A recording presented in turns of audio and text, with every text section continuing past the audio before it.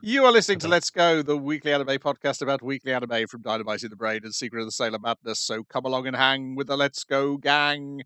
It's Dwayne, Hello.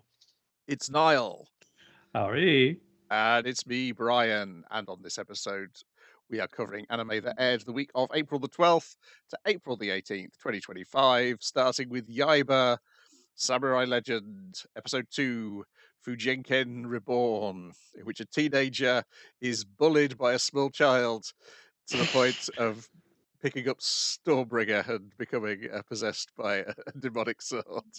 Well, initially it's a little teenager bullied by a bastard. small child to the point of, I think you can technically call it rampaging through the town. I think it's a rampage at that Yes. stage, right? Yes, and a justified Correct, yeah. rampage, because YAIBA is a little shit. He's a little It- bastard, isn't he? Oh.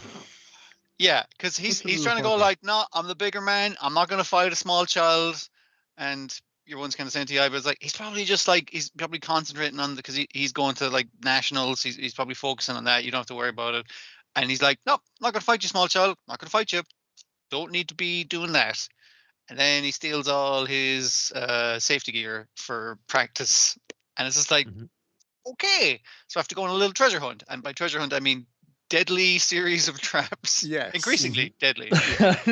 Well, it's like, there's this one bucket of water over the door, yeah, let's try it. It goes up to pitfall trap, like I'd fall off the roof of the building. Also gonna seal you up inside here. Good luck getting out.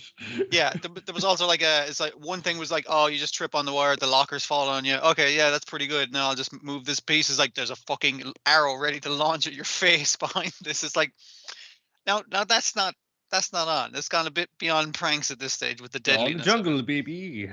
It's not the jungle. This isn't the jungle. How many It's times I have to concrete tell you? jungle. The So- concrete gorillas. He's so annoyed, he goes to the house that Yaiba's staying. Yaiba's not there. He hits the tiger. Well, the tiger, he sees a tiger, and the tiger tries to pounce on him, and that's self-defense. Again, Yeah. I mean, like, it's a stupid-looking tiger, but it is self-defense if a tiger tries to pounce on you. I think that's fair. Meanwhile, Yaiba's gone to his house where he's found his condor vulture friend who appears to have eaten all of Onimaru's pigeons, the way it's framed. Hasn't eaten them. They actually run up scared in the Yes. corner, like, but they have like destroyed the pigeon hutch and traumatized the poor birds. Like, Yeah. that was malicious because Yaiba was going like, oh, my bird friend. Oh, I can't believe you hurt my bird friend. I'm gonna fucking kill his bird friend. It's just, Yeah, I thought you love the animals, Papa. What are you doing? And initially, I was thinking, it's like, well, it's not really Yaiba's fault. It's his No. condor's fault. But it's like, no, I mean, like, that's your pet's fault, and your tiger attacked him and your pet, so that's double Yaiba's fault. Then Yes. it's just like they're a bad pet owner. And also all the things you did before that. So I was glad that the pigeons weren't eaten. I was just like, did he fucking eat the pigeons? That's really dark. The pigeons are fine, just crying. yes, 'cause he Only sees- Mara comes that's- home, yeah, and it's all he like sees yeah, Yaiba going home, flying on the back of the bird, and then pigeon feathers are falling off it. He's going, "Ah, you done." Because it's just the shot of the vulture kind of like hanging in the back and like crunching noises, and you're just like, oh god. Yeah, it's fine. That's the final straw. He will now fight him, and they get into this wild brawl through the streets, which Yaiba wins through fighting dirty and biting. yeah. As he says partway through the fight, is like, use your sword, you coward, because he's throwing stuff at him, and biting him on the head, bit of a low blow, all right, and Yes. throwing entire like wooden lats off the back of a lorry at him. Just good shit. It's a good fight. It's a really good fight. I do like the idea of it. No, being a gloating little prick that he is, he gets immediately just taken out by the road sign. Yeah. And then he's very proud that he's won, but the granny explains, well, if you just didn't beat him just using your sword, you didn't really win. If you're a You real won using- badass, you'll fight with a sword. You didn't beat Alright, him at I swordplay will then. because you beat him through shenanigans. And like, if you want to be the best shenaniganer, yes, you are the best shenaniganer, but you're not the best sword fighter because you didn't beat him with sword fighting. Which is like, yeah, that makes sense. Yeah, so he's going to train better. Meanwhile, Onimaru is being haunted by dreams of this small child biting him all over his body. Lashes out in anger, finds a secret storage room where there is a demonic sword, demanding that he pick him up and turn himself into a real Oni. Well, the demonic sword is like going like, "Don't you want supreme power to control men?" It's like, I can finally kick that child's ass with this magic sword, which basically is his motivation. Which is great. Yeah.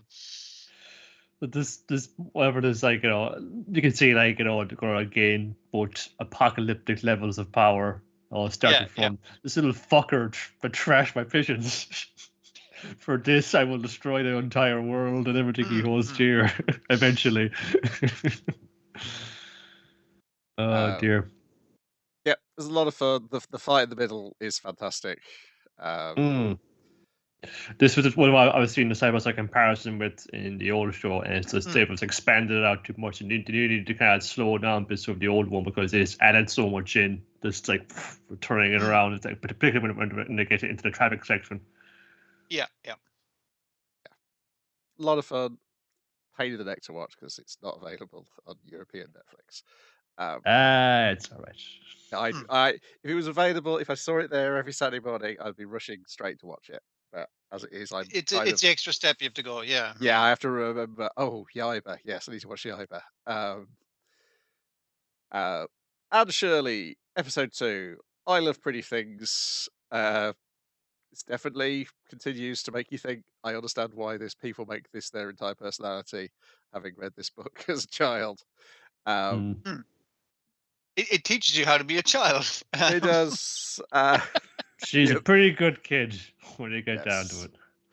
Precocious, yes. Good, yes. Argumentative, also yes. All of these things. But as nice and positive she is, like, basically, one of the crux of this was that she mouths out one of the neighbors and local gossips and made to go apologize. And like, but Marilla is like kind of like, she shouldn't have to apologize to that old wagon, but that's kind of the way this goes around here. Yeah. But like, she's so sincere in her apology, it comes across as incredibly sarcastic. Yes. A couple of things made me laugh this week, and that fucking apology had me in stitches. I'm so sorry. My heart is rent. I know you called me small and ugly and skinny and red-haired and freckled, but you were entirely correct in your estimation, as I was about you. But I shouldn't have said it. It's just like it was incredibly rude, and I apologize deeply. And it's just like, it's so overwrought, and it's clear that she's been rehearsing it the entire time they're walking there. And oh dear. There we go. Okay, so you got to the bit where the brother has. Yeah. Oh, you heard you. Right. Okay. It's okay. Out the monitor. Where Michael says, "Would you do me a favor and apologize?" She's like, "For you, Michael." Fucking anything. No problem. Matthew, Michael, whatever. Yeah.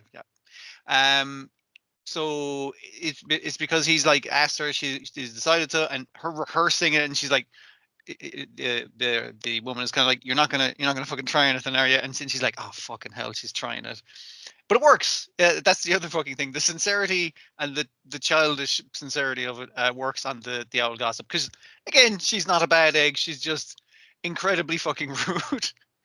Yes, she just has no filter herself. Yeah. Notions we call. And it, like, even when we get I keep forgetting her name, even though it gets said. Marilla is like, when she's initially thinking about your one's reaction to being called a fat old bag, walking down the stairs, she's like nearly like in stitches laughing herself. It's just like, yeah, no, you were right to fucking call her out in her bullshit, but she is a neighbor. We do have to live next to her. We can't be rude.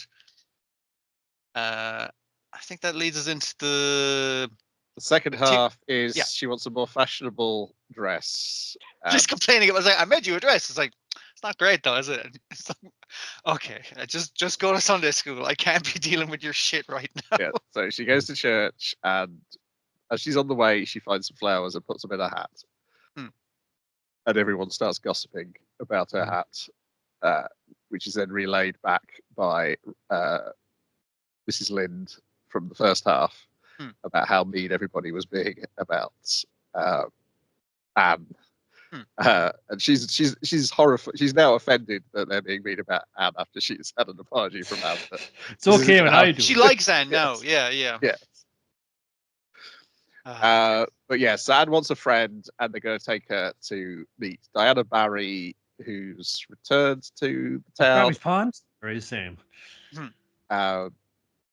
and they immediately hit it off. It's an issue thing of I've decided this girl I've never met is going to be my best friend, and it's just like, hey, can we be best friends? It's like, yeah, sure. Which is a very kid thing as well. It's like, hey, do you want to be friends? Yeah, cool. What's your name? You know, that kind of kid reaction to a thing. But yeah. Book got fanciful imaginations. I dance more Yes. about the books, but Anna's just like, just take what's in my head, man. I'll try and see the world in a beautiful light. She's reciting the most interesting part of the preacher's, she says herself, very boring sermon. Because it's like, that sounds fucking romantic as shit, doesn't it? It's like, cool. What does that mean? That's It's a cool like, line. I don't have a fucking clue. It Sounds sounds good rad, though. doesn't it? Yeah. Except Yeah. you'd see it enemy before you shot him.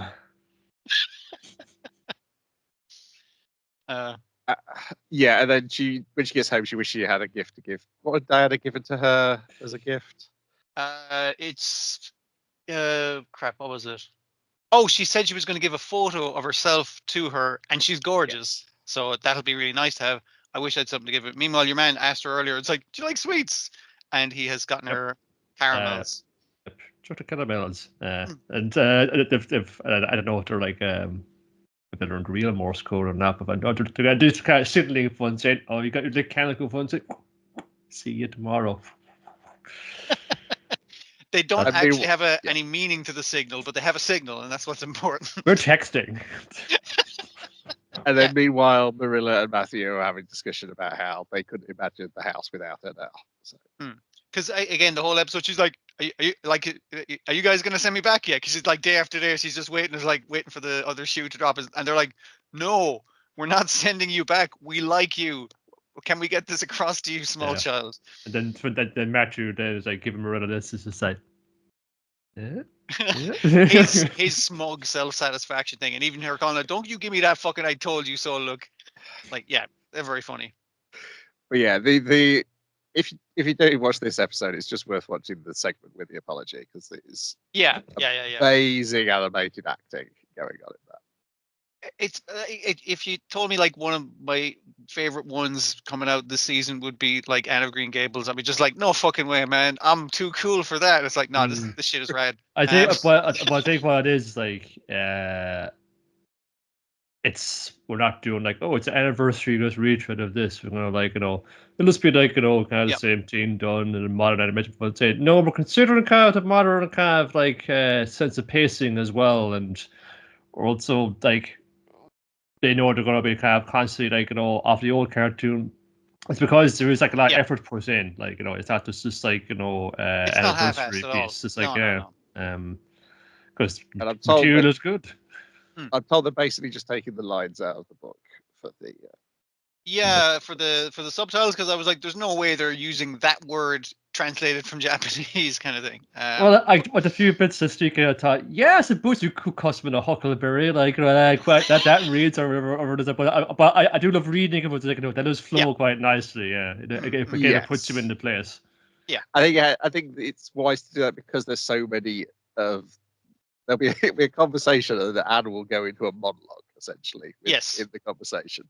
So I think you kind of want to keep the words as best as they were originally. It did remind. I did suddenly, as I was watching this, I was like, is Ed Grimley in some way influenced by Anne Shirley of like going off on these very positive monologues and starting questioning within things as she's having these things?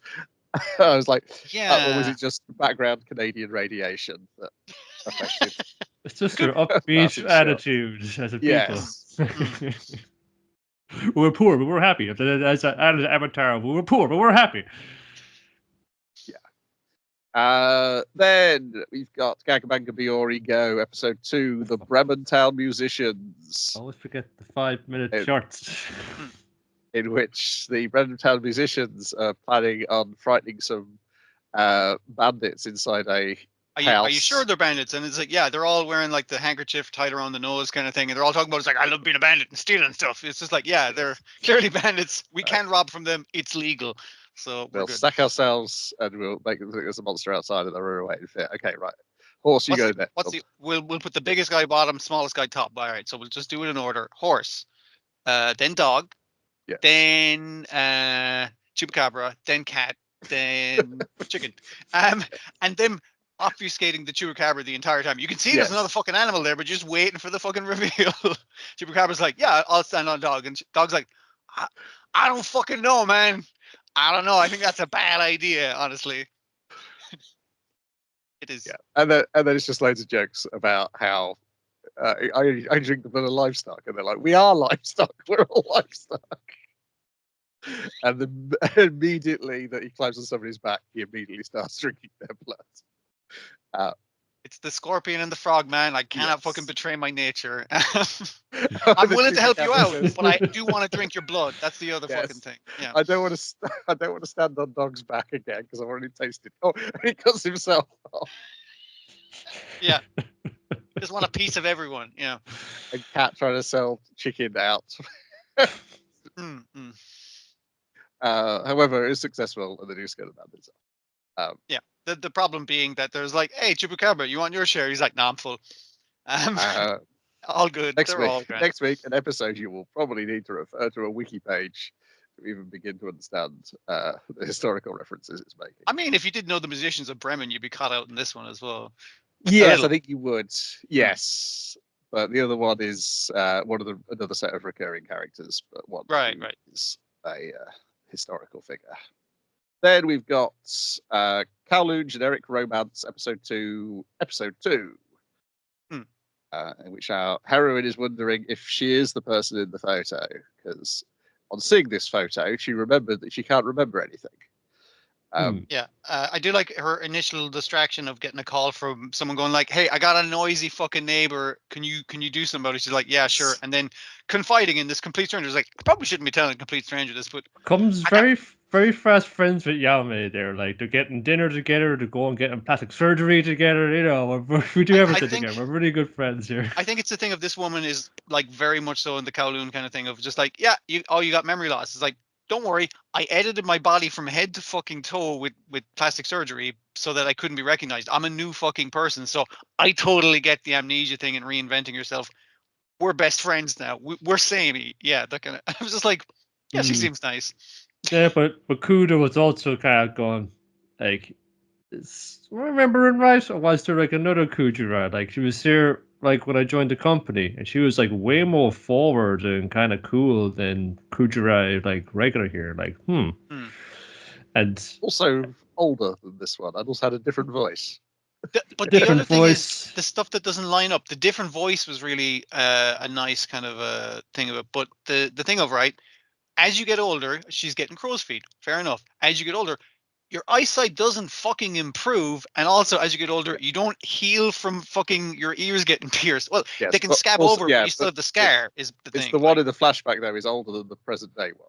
That's what I'm saying. So, like, it doesn't make sense for the ear holes to have completely healed over, for her eyesight to have gotten better, and her crow's feet to have gotten worse. What is going on? Well, the thing is, like, once like the glasses they may have been there for a long time, but the glasses almost sit it. But he gets one look at her without the glasses, and then that's all I can talk about now. And now she's subconscious about it to the extent that she's questioning her own identity and herself. So the only solution is go get plastic surgery. We got 3 referrals happening all day today. Let's go down, girls. Come on.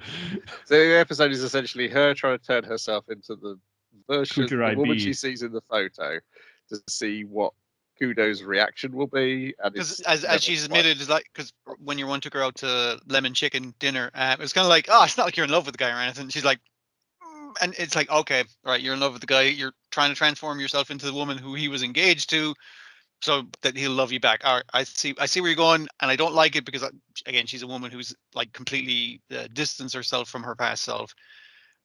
So remaking yourself into someone else who you weren't, because she refers to the woman in the picture as her B, like Kujira B. That's probably who you were, but that's not who you are. So you're Kujira A, and this is Kujira B from the past. Obviously, like that's the way I'm going to look at it.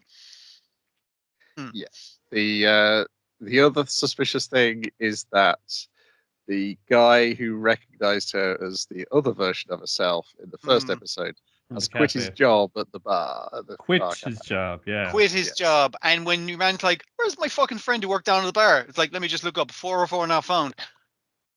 For like his details? Why would, if that's like man does not exist. It's like, The Mm. other suspicious thing, like that's kind of a background thing, because this whole fucking suspicious scenario is, it's like, hey, we're doing free vaccinations and free health checks for women aged thing to thing, so they're all heading down. And also we do, like you said, like not free plastic surgery, but like I got consultation with Dr. Heavy yes. Numa. He's like the foremost. He's got like, he's booked out for months. No one can get an appointment with him. He's going to give you like a referral or a little checkup consultation. But because of all this weird physical and mental stuff happening, I was like, okay, the pharmaceutical company is definitely up to something, and your one's obviously been affected by it, which probably would be explain why your man doesn't like the pharmaceutical company. Yes, because we know this Miyuki Hebeduna is the one who Kudo specifically has some sort of displeasure with.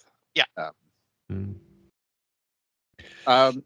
Since she's like, besides being a kind of a sleazy jerk, after like breaking the sleeves, like this little consultation, like, weirded out. He's like at the window going, yes, it's all falling into place. It's just like, what? See, I was worried because initially I was like, okay, did he do anything creepy? Not beyond what we saw. That's grand. But he did rub off her lipstick because it's like, it doesn't suit you, because again, she's trying to look like the other version, so she has her lipstick in her bag.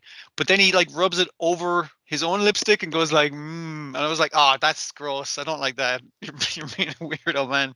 He's definitely up to something. Yeah. There's a thing there with the Kuji said, okay, you and me, Kudo, we're going to go get lunch together, and we're always going to go here to the soup dumping place, all right? Just kind of wanted that instill in him, like, this whole thing about things are the way they are. Nothing here that's new ever lasts. But everything she's telling him is stuff that he's told her in the first episode, where like this feeling of romance of a place, or feeling of romantic attraction to like a place, this feeling of nostalgia that's attached to that. And it's all stuff that she told him in the past, and now he's telling her again. It's like, so is he trying to remind her of who she was? It's like, I'm just going to wait till she gets her memory back, and I'll keep taking her to the usual restaurant, and I'll say the things she said to me so that she'll remember. It's like, we don't know what he's going for here. Yeah, but he does try to deliver chicken at the new place, and it's pretty good. So maybe there's a reason it's getting the best. But I expect that chicken place to be closed by next episode. It's like, I don't know, there was a fire or something.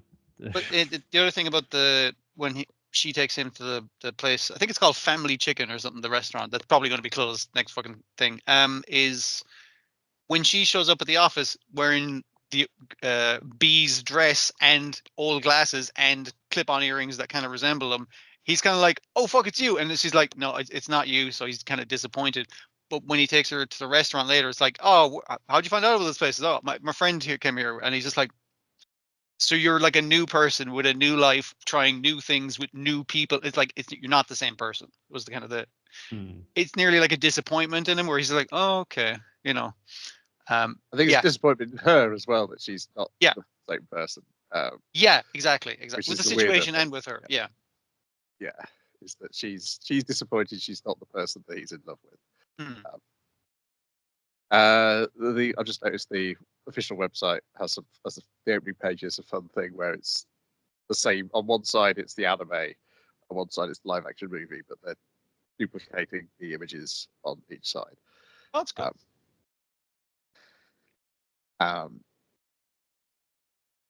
Yeah, it's fun. I do wonder. I believe this is moving a lot faster than the comic does, from what people say. So I wonder if getting the comic might be wouldn't actually duplicate the effect, but things are going to go. This might have to go in terms of having the time to watch everything on my end. I think I thought that the kind of speed of it just fell down to just like I was felt when we're watching there was still like a bit more to go, whereas like I didn't feel like it was like I was getting kind of bored, but I thought it was just right for me, really. Yeah, it was just right for me as well. The problem is something's got to go. No, this is precisely my fucking wavelength right here. Yeah, and I need to make a fucking like put a note in the fridge to have some food ready when you watch this, because Jesus, to keep laying out these spreads and this I know. Yeah, I think I just had some like crackers with hummus on it, and I was just like, that's fine as long as I can pick at something while I'm looking at it. But even that is part of the romance. That's all it feeds into the illusion being cast into people here. It's just like it was like the food is good. That's why it was here. Like it's a kind of a science fiction slum, but damn, the dumplings are brilliant. Yeah. Then we got Witch Watch episode 2, A Giant Rookie, and Let's Go to a Diner, and The Flying Classroom. In which we get to meet some of the other school children at the high school they're going to be going to. Some important, some not so important. Those. But they'll come in and out, kind of. Yeah, that's the thing. That they will be constant characters. Yeah. Like, yeah. I forgot how many weirdos they are immediately in the Giant Rookie section. See, they get weirder, but like they're automatically weird. Like there's one guy who's just asking everyone about his fetishes all the fucking time, as far as I can tell. Yeah. My whole thing is I haven't worn sleeves since primary school. Yes. Dear. Yeah. So my thing is I like fucking trolling the forums and fucking getting people who are flaming me. He's like, my thing is flaming him. It's like, what the fuck, man? It's just like,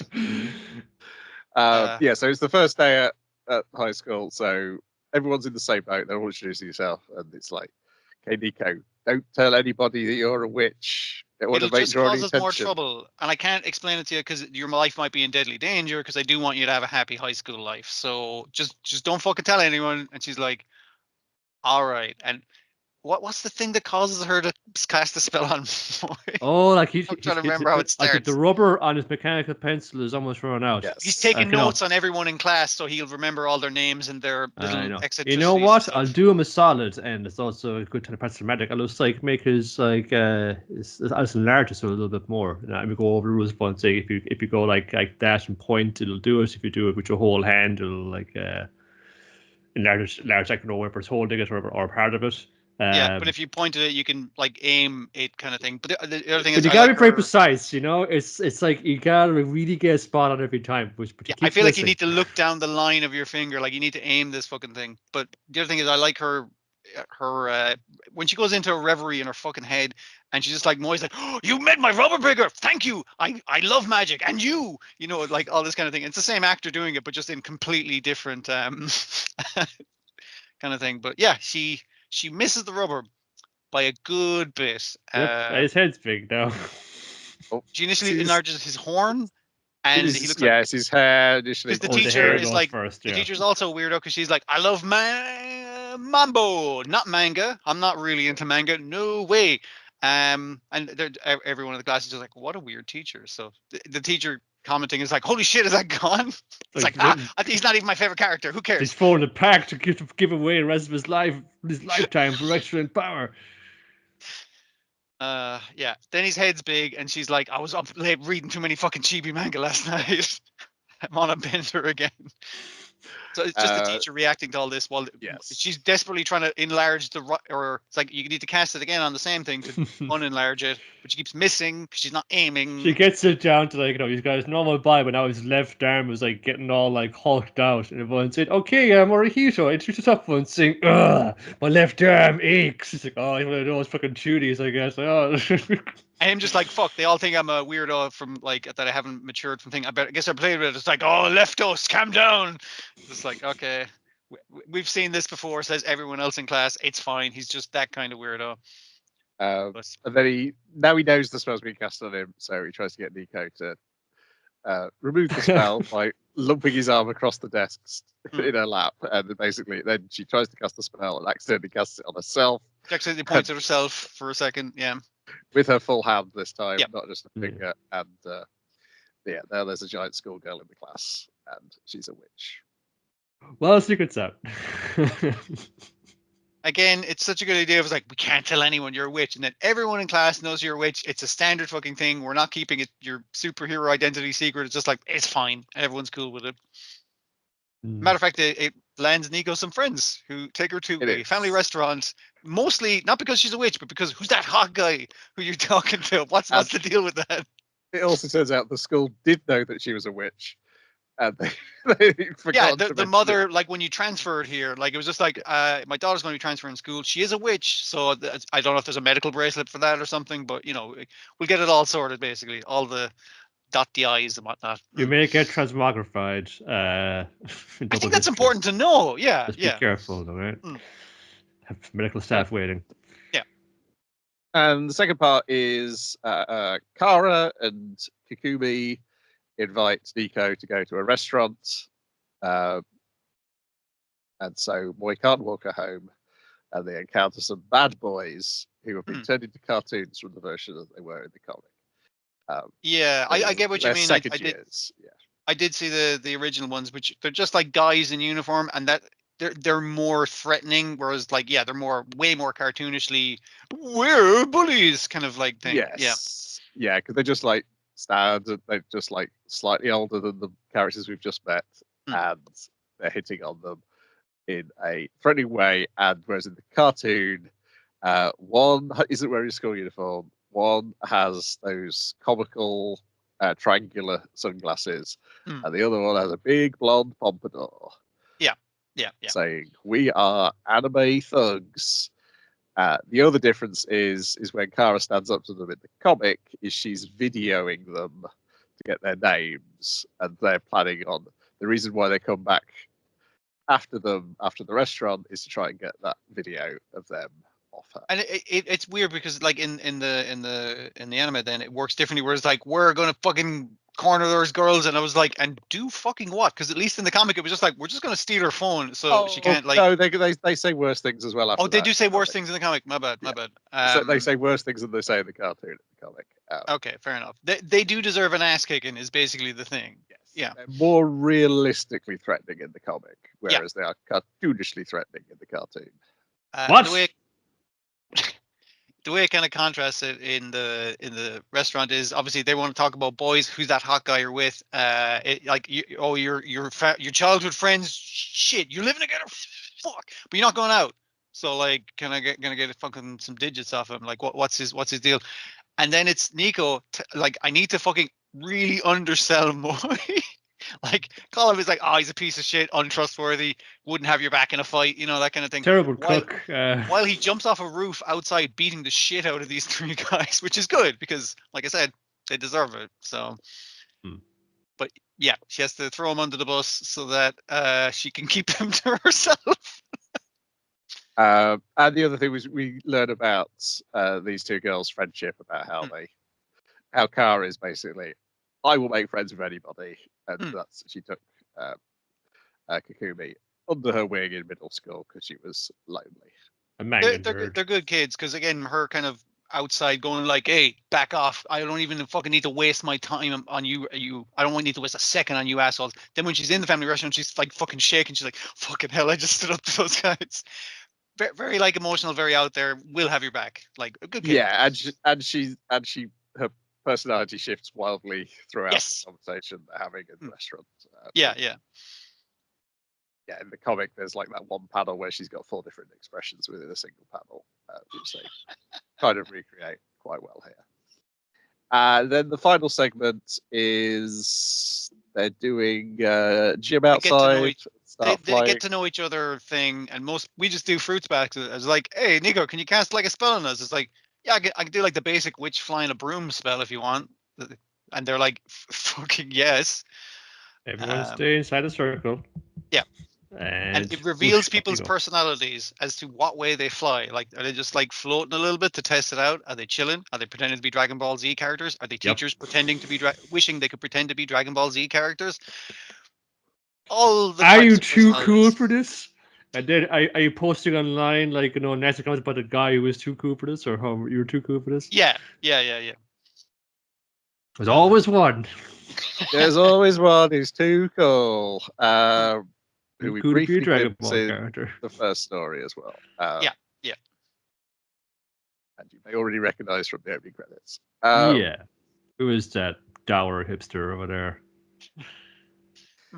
And the punchline is that a truck goes flying, and it's also revealed that Moy is an Oni.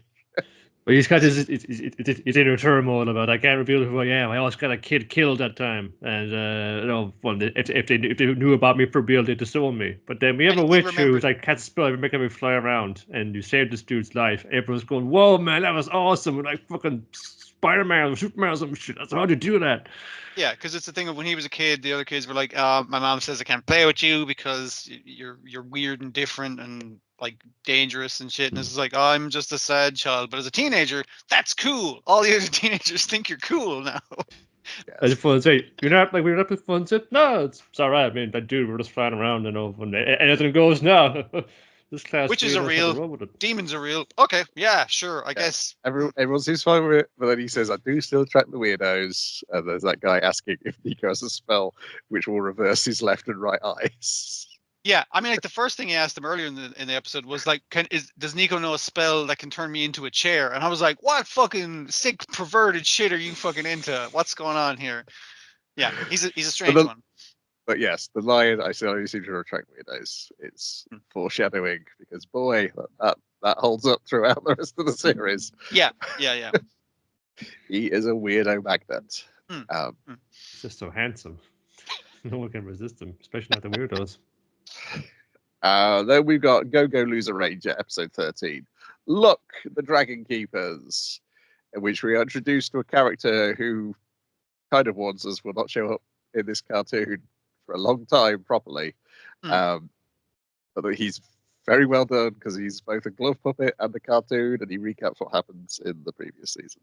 I forgot, like in the end things, they have the puppets and him just turning into a puppet to describe. It's like, don't you know, it's all a farce, all a game. Like showing up like some kind of I guess like a Saw type character, right? As well with the puppet looking thing. Yeah. I think his thing is he like posts videos online. His thing is what he's doing here. He just doesn't do it for many arcs in the future in the comic. Which is why he says, "I'll see you later." Because he ain't showing up again this season. Too good not to use, though.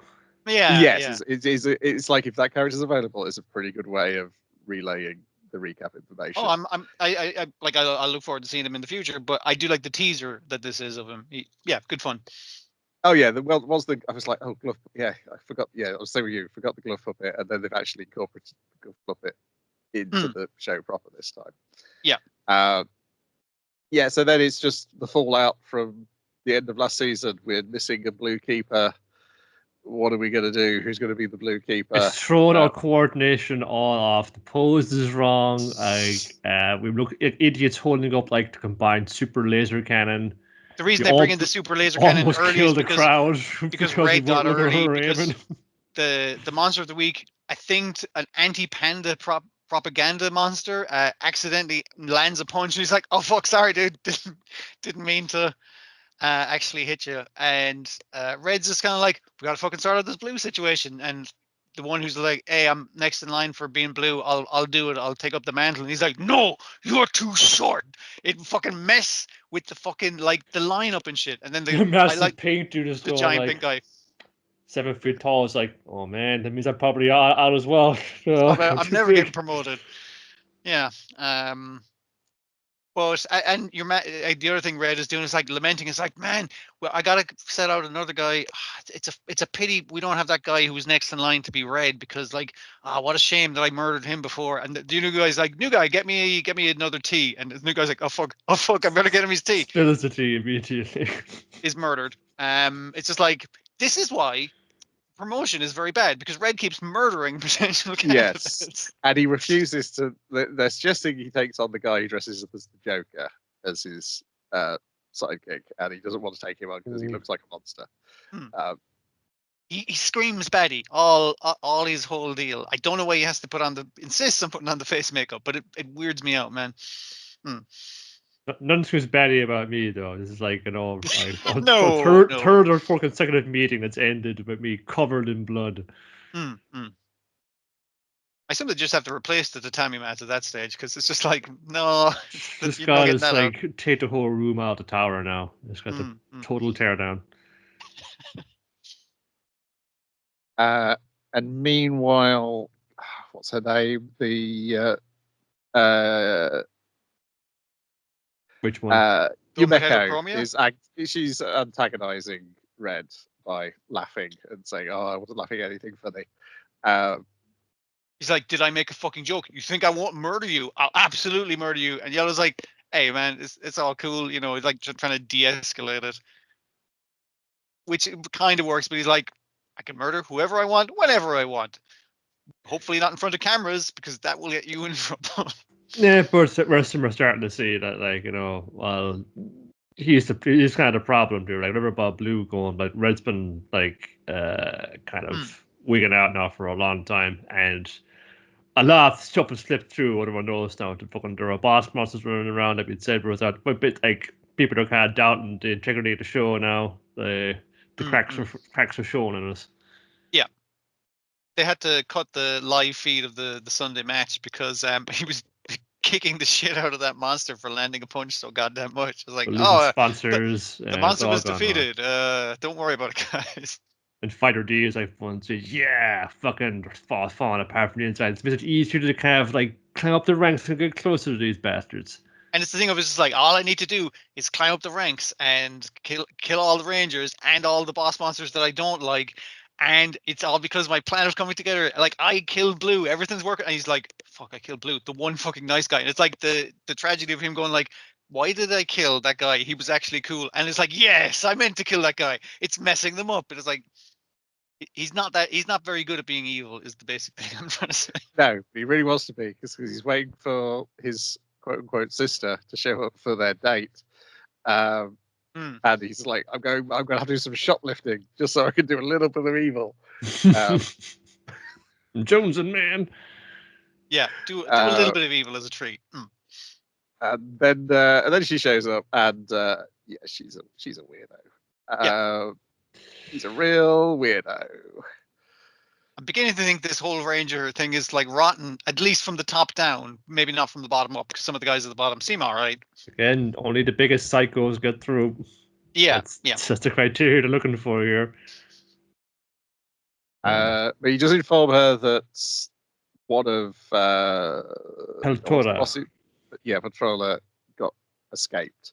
So because they go around and they start discussing people going missing, and then they see the police are trying to arrest this weird guy who's been in the backgrounds of all the scenes as they've been going on their day out. And initially he's like, I'm ignoring this guy. Because the guy's like, please, young man, help me, young man. And he's like, I'm fucking ignoring this guy. And he's like, I'm not a monster, I swear, cops. And he's like, he's talking about monster shit. I got to get involved now. I got to see what's going on. So this is a guy known only as Chidori, and he says he's trying to find out about these missing children because his brother went missing as well. And Dee sticks up for him, saying, yeah, he's been around about. He's only asking people questions whether they're from this area. If he was like a guy who was abducting people, he wouldn't be going around asking people stuff. He'd be sneaking around and abducting people and not talking. The monsters aren't stupid. They wouldn't return to the scene of the crime.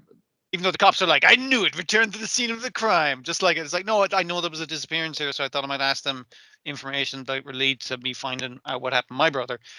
And initially the cops are like, stay out of it, Rangers. The cops and the Rangers used to work together. Yeah, there's like one cop who hates the Rangers and one who's like, well, yeah, we used to work together, but the older cop, it's been strange. Like, yes, it's been the I assume by Red, because Red is a psychopath. They have to cover up a bunch of their crimes, I presume, at this stage. Yeah. So they let him go, and then they check on him, and they go, hang on a second, that guy doesn't have a brother. He also has no sort of very patchy history describing who he is. He may have been a monster after all. The sister says, oh, well, better go back and deal with this. We'll have to cut our date short. And then he gets called up by Canon to meet along with Angel, Usakobu, and then we get the bouncing anime breasts gag, which works because he falls headfirst into her bouncing breasts and then bounces off them, and his face continues to bounce in the way her breasts were bouncing. And I was like, that's a funny visual gag. It's also like they get away with it because he's not like, yes, I went face first into some tits. He's like, oh, thank God I went face first into her tits, because otherwise I would have turned into a monster again, and my identity would have been cracked my revealed. mask otherwise. Yeah. Oh, Yeah, God, would have I taken want something damage soft. had your chest not been soft. He's not horny. It's a horny shot. It's definitely a horny fucking shot. But It's yeah, a horny shot, but then it's lessened by the fact that his face then does exactly the same. yeah, it's used for comedic purposes. But yeah, Hmm. And then Cannon explains that you've been recruited to the Green Battalion. He's like, in "Oh, between that's napping red." on a man. bench, which is very want funny. to You're be just red. constantly falling back asleep on the bench. He's like, "Are you fucking asleep?" He's like, "I'm not asleep. I was resting my eyes." But your recruited Green is like, yeah, like you said, Niall, I want to be red. It's like Green is the boss monster hunting the secret, the stealth section of the. This isn't public information, but like we know there's loads of boss monsters hiding in the sewers and in the old abandoned warehouse and the abandoned toy factory and all the usual. Like, no, they're hanging out in the old quarry. Like, we know they're everywhere. Our job is to hunt them down. If we're gonna dig them out, if we're gonna say, "Oh, that was out for me," I mean, good. I was That's just a wanting good thing. Yeah, because he's made it clear earlier in the episode is as well as the top keepers, he's also now thoroughly mad at the bosses as well. And I think he hasn't figured it out himself, but it's kind of clear from the way it's going. It's like he wants to take out the Rangers, not anymore because he's a monster, he's a baddie, and they're goodies. It's because they're massively corrupt and deserve to be taken out. But also he's seen the boss monsters are also massively corrupt and need to be taken out. It's like it's the same fucking thing. I'm weeding out corruption at this stage. Yeah. Yeah. This the whole thing, like, you know, it feels like an episode in of itself. Like, the boss monsters weren't all killed. Just didn't feel like doing it anymore, and they left us to fucking just get beaten up every Sunday. Yeah, yeah.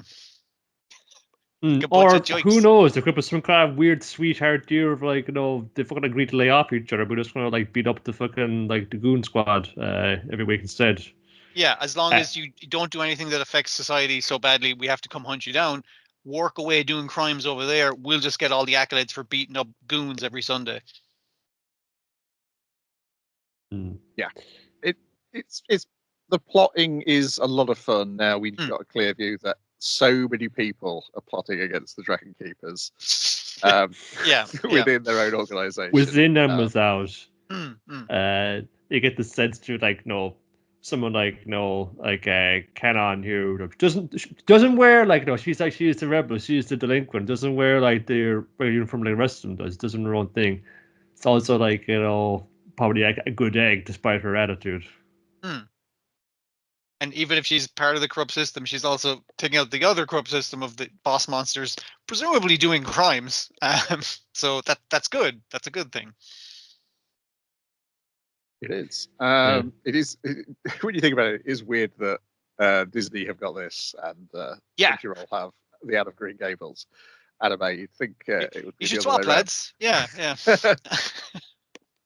So, like, fucking for whatever reason, you know, because maybe they kind of have to start kind of different fun. Say, what are anime procurements in order? What won't be like our cartoons? It's to illustrate how different it is. Yeah, I these are theirs and these are ours.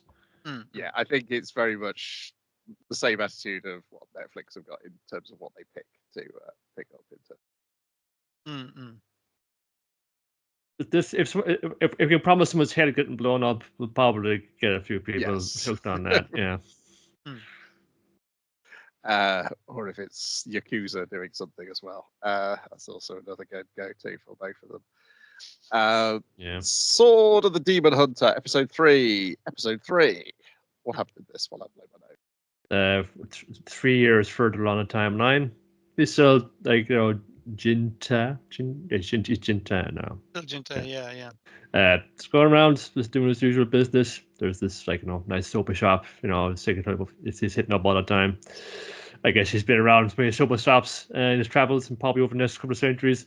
I bet that's going to be like, you know, it started off as this kind of very middling soap shop, but he gave him a few tips and, like, you know, what to do, and it'll probably, like, we'll come back to now a century later as this bustling franchise. That's what I'm going to bet for that one. I kept saying, little more salt, little less salt, little more salt, And it's just until it was just fucking right, and then now it's perfect. Where he gets like the skinny about like there has been some disappearances and murders happening around the place, and sure enough, he's like walking out one night, he hears like a woman screaming, and he kind of goes on onto the bridge, and there's like a bunch of like men just like just cut up and dead all over the place, but no sign of woman.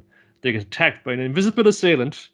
And they go after him and say, whoa, okay, demon, you want to go, let's go. And say, whoa, easy, buddy. I didn't know you're a fucking demon hunter. Like, I didn't mean to say anything. Like, but it's kind of like, I've no intention of fighting you. It's like, well, why the fuck did you turn invisible and attack me with a knife? It's like, you were calling me the slasher, and I thought you were the slasher, and I'm a demon who was hunting the slasher. And it's like, no, I'm a demon who's hunting the slasher. It's like, no, let's go back to my place so we can not do this transformed as demons on this bridge in a very public area at a murder scene. I feel like that would be the smart move. And he's just he like, took out the big arm. He mean business. Yeah. So he was like, okay, so I'm this guy. I was pretending to be a human living in this village. This is where I live.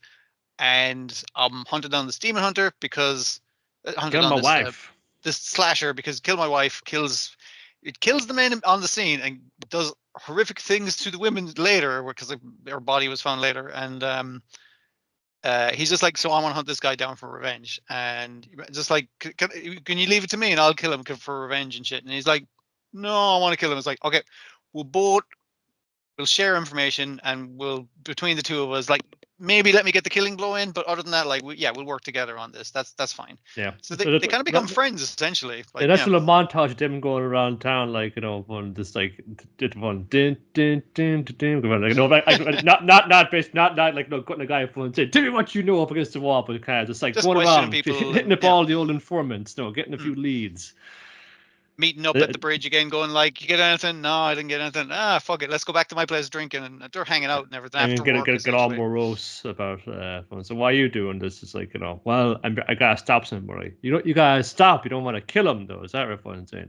Well, it's about like it's a family matter. But it's just like, even though I want to, even though like God knows, like they probably deserve. I just want to know kind of why, and is there another way? So, and it's kind of interesting he's open up to this other demon guy, because this demon guy's like, listen, I'm one of those demons that live like 100 years, so now I got the superpower turn invisible, but I'm not very strong. I don't like fighting. I married a human because I loved her and she's great. I don't even like humans that much, but she was cool. But and what are you going to do after you catch this demon? It's like, I don't know, probably just keep living here because this is where my house is and all my shit is. So like, he's not trying to do anything. He's not really doing a crime. So it's kind of like, I'm going to open like a Jinta now opening up to him. And it's just like, cause like, yes, I got to kill my sister. I'm not as nice as you demon wise, or I got to catch her. And I haven't decided if I'm going to kill her yet. I don't know when I see her. Yeah. Well, it kind of ties into like the little thing at the end when he meets like the waitress from the soba shop, and it's like, oh, like we're out for like I'm walking the moonlight. No, I was just going home. Is it fun? Enjoying the flowers? Yes, these are like snow willows.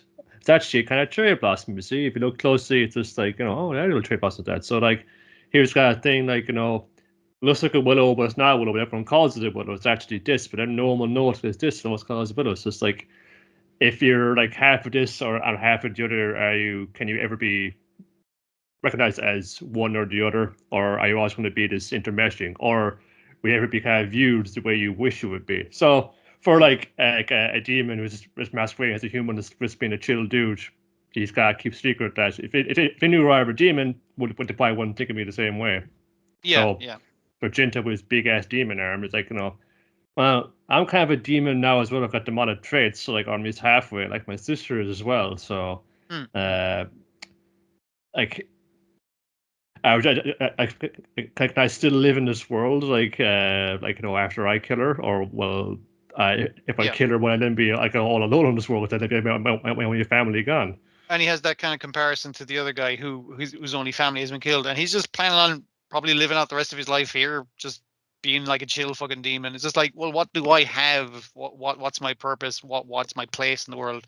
And she's just like, a flower doesn't care. It just blooms every fucking year, once a year. It's like, it doesn't care what people's opinion are of it, even though he calls it like a pathetic flower because it's neither this nor that or something. And she's like, yeah, but it's cool. Like, it's doing its own thing, man. Just let it do it. And he's like, give it time.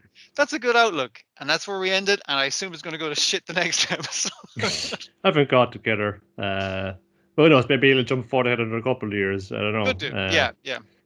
Or maybe just fall off. But it's maybe in comparison to some other things that we've watched. That's like I kind of go at a breakneck speed. This is like a little more of a slow burn, even for a mile. Like you get a little bit of like chopping up monsters like they're interspersed, but it's it's really kind of dwelling on these kind of quieter moments, and like it's leading into like a demon as a figurative thing representing like your fear, your hatred of it. Then yeah. Then we've got My Hero Academia Vigilantes Episode 2 Takeoff, in which we get a whole load of action. It's pretty good as well. A businessman was up to no good. He was a drug peddler after all. He was. We're initially getting the Eraserhead and Knuckle Duster fight where he's like, I'm going to figure out what your quirk is and erase it. And he's just like, he must have some endurance enhancing quirk. It's like, he's just a tough old bastard because I'm kicking him in the face and he's just like going like, I'm just fucking taking it. I'm just swinging you around when you catch me. It's like, okay, so you're not abusing your power, so I don't need to arrest you, but don't punch people. I'm going to take my bag of eye drops and go home. I get them on a discount. Pick the shopping up. Go back out. But unfortunately, yes, the businessman who the other two have been chasing. I do like a pop step kind of shouting at him, he's running away, that's suspicious. like decided to chase him. Drops his toys, he injects himself with the contents of one of his toys, and he turns into a giant four-armed man with the quirk Playtime. This is in combination with the three thugs from the last episode showing up drugged up to the gills and all enhanced and stuff where crazy. And our boy just has to get away from him and catch up to Pop. Yes, and then Pop gets grabbed by this giant businessman, and she gets dropped, and the problem is she's only got a leap ability, so there's nothing she's in contact with. She can't use her quirk, so our boy has to go up the wall and become the source of her. We just gotta go plus ultra. He's gotta push beyond his limits. Yes. You didn't know he go up was, do you? But now you can. It's like 3 points of contact on the ground, and I can slide along the surface. Can I do that up a building? Yes, but if you jump off the building, now you're in fucking midair, and she's going to jump off you, and you're going to fall.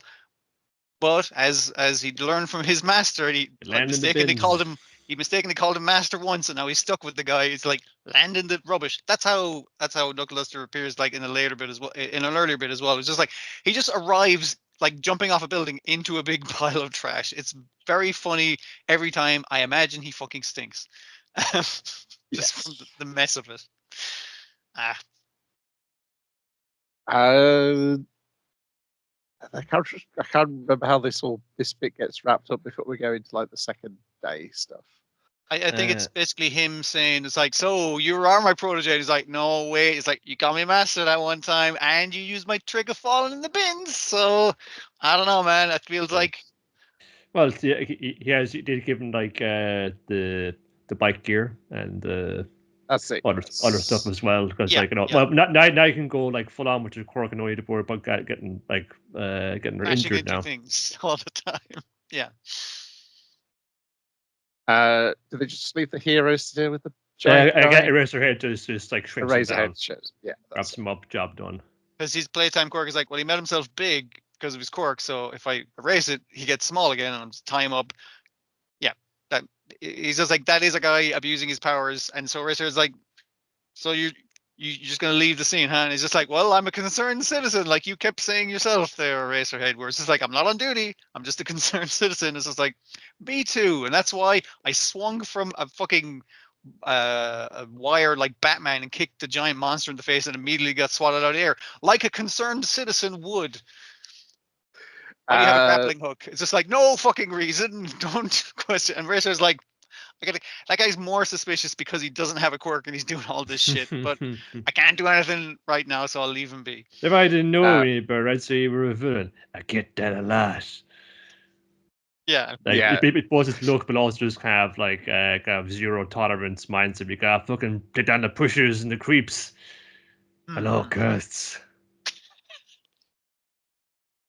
Then the second part is the next day when he's got his new armor. He's renamed himself the Crawler, and Popstep lets them know that there's two high school boys. No, check that, middle school boys squaring off with their. Because they're both like, "Hey, what the fuck are you? What the fuck are you? What middle school are you from?" It's like, yeah, they are. They are middle school Japanese versions of Logan and Scott Summers. It's very good. Character designs are amazing. It's a different visor. It's a different optic blast. He does appear to have one fucking eye on the thing, but the other thing I really like about him is, you know, the like early, it was like Slim Summers, that kind of thing. He's like a big skinny kid with a shitty mustache, and I was like, oh, that's perfect. Yeah. That's what Cyclops would have looked like as a fucking kid. Perfect. And obviously your version of Logan doesn't produce claws; he produces wooden swords, which you can then wield. And I was like, oh, that's really good. But he's just like a short guy. It's like a short kid with sideburns. It's like, yeah, he's just a short kid. It's not a big deal. We don't have to think much about it. Kind of fun Cromarty level of like, you know, fun. Yeah, I'm up to a regular high school student. Not and then they're like, no, Knuckledust, you can't punch these middle school children. Why not? And initially him Crawler kind of showing up and just like, it's me, the Crawler. I'm here to stop you children from getting involved in fisticuffs. It's like, hey, it's that guy. Nice guy. It's nice guy. You pick up the rubbish. Yeah, you're really admirable, nice guy. Now, if you'd let us get back to our fight, and then a grown man is like, I'm gonna beat the shit out of these children. It's like, no, that's definitely a crime. Because they mishear it as Crawler. And they go, Crawl, and he really rolls the R. They tell him off for rolling his R when they've been rolling their R's in the conversation earlier. Yeah, but they're doing it like cool, tough guys, whereas he's doing it to pronounce his name correctly, which that's not how you use that. That's not cool. Then they're interrupted by a real instant villain occurring in the high street, who they proceed to beat the shit out of because they point out this is a temporary quirk. So all we have to do is break your concentration and you won't be able to use. Because you're focusing on being rock hard, but like all we do is trip you up, which they do with teamwork. Instead of trying to punch him with your knuckle dusters, because he's too hard for that, you come in behind. I'll push him over like children in a school. That's the old school bully maneuver here. And then beating the shit out of him while his concentration has lapsed. And then it's like, all right, we'll take a picture of him. We'll fucking look up this guy. It's like you've really fucked up his face, so this picture taking is no good. It's like we better get a picture just in case. Good shit. And then the police turn up to find the guy who's been tied up in the street. It's like I knew he was coming, but it's still like, you know, a very serious like police scene. The crime scene is all been cordoned off, and everyone's see what's going on down here. Who's the hero who fucking took this guy in? Sergeant, be done in for Sergeant Fluffers, Sergeant Whiskers. Give me a report. It's like, well, Chief, we got, you know, this is been an attack here. It's got a giant cat. It's the most normal thing in the world. It's like, yeah. And you're like, oh, I know these guys from the main series. But it's the fact they don't show you Sakauchi straight away. You get to see his cat sidekick first. Yeah. To know that he's... He gets the face reveal, whereas the cat head is just perfectly fucking normal. Don't worry about it. Dressing like Inspector Senegata at this point. I would say Inspector Gadget, but yeah, that's that's fine as well. He's trying to look cool with the trench coat. I did like the kind of seeing Pop's use on the team, because obviously the other two guys, one guy's the bruiser, the other guy is the nice guy who prevents him from bruising fucking children. And Pop is like doing she's been the lookout, she can spot guys some things, she can text them where the action's happening, and also de-escalate the situation by, hey, it's me, your favorite pop star. Stop fighting, boys. And they're like, absolutely, madam, yes, thank you very much. You know, by being really awkward. Sorry, middle school guys. I keep forgetting. They're way younger than you think they are. They had a growth spurt. Yeah. Still very flustered around the opposite sex. You know. Yeah. That's useful. Like, cause she provides that those other two guys cannot possibly provide, because Crawler never gets respect, and the other guys, what did they call him? Scary Punch Grandpa or something like that is what his name gets to be. Yeah. Yeah, it's a very good episode. Is Hmm. it? The It's very action's very enjoyable. good. Hmm. I don't know why the man whose quirk makes him look like a cat chooses to wear a bell around his neck. It just fits the look. It suits him. My partner gave me this bell. It was just to be our little joke. And he died the next day. Never forgot him. It gets that's like that rush and the jump off the building. It's like it's all music splitting up. Even though I know the music for this is like it's Yeah. some of the themes putting the video to phone saying the heroic theme, it goes with everything, kind of the Guile theme. So it has that same sort of like swell of emotion to it. It They're gets you. still using a lot of the sound effect stuff as well, which is nice. It enhances the cartoonish comic bookness of it. But like you're saying with that scene, it's very much so the call to action is like, well, your body reacted, you're a hero, but like he could only like save one person by sacrificing himself, and it's just like the stakes are a lot smaller despite it being against like a giant monster kind of thing. He can't even stop the giant monster of his own accord. He can only like save a person, but still like it is the big heroic moment for him. So I got the guts to do it, like Knuckle Yeah. Duster. He could always be a hero. He will always throw himself into danger, even when he really shouldn't. I think these two kids carry on showing up as Yeah. Yeah. You'll see like Cyclops and Logan Coon. That was the other thing Popstep was doing, where she's like, hey, give me your numbers, give me your social media stuff, so you can send stuff onto me if you see any of these pop-up villains appear. She's also recruiting people into not into their army or whatever, but like local people going like, hey Neighborhood vigilantes, watch. exactly, hey vigilantes, we need you to hit this guy because he's causing stress downtown, that kind of thing. And I'm just like, that's good. It's the team's really coming together by fucking complete accident, but like it works. Well, like the authorities are like if they let you down again, we gotta like throw it amongst ourselves. It's about community Yeah. action. It works on all levels for a host of problems. Hmm. Not limited, but not including but not limited to giant monster super attacks. Yes. Mm-mm. Then we've got Mobile Suit Gundam GQuuuuuuX Episode 2, The White Gundam, in which we travel back in time to a history which came Gundam, out what quite if? different. Yes.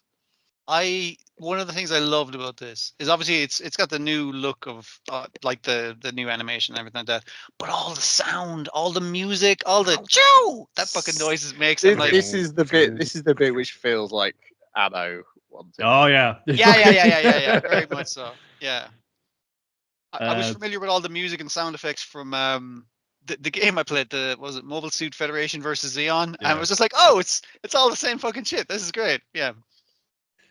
Also, a lot of it is like the sunrise, like stock sound effect library. So you Yes. you see it, you see it pop up also like same sound effects for different things in City Hunter as well. It's just like, isn't that like the beam saber noise? What's it doing here? It's like Also, this translation properly translates what Xeon called the white base rather than calling it a Trojan horse. They just call it a hobby horse, which is more accurate as to what the Japanese is. yeah. It's That rocking better horse looking ship.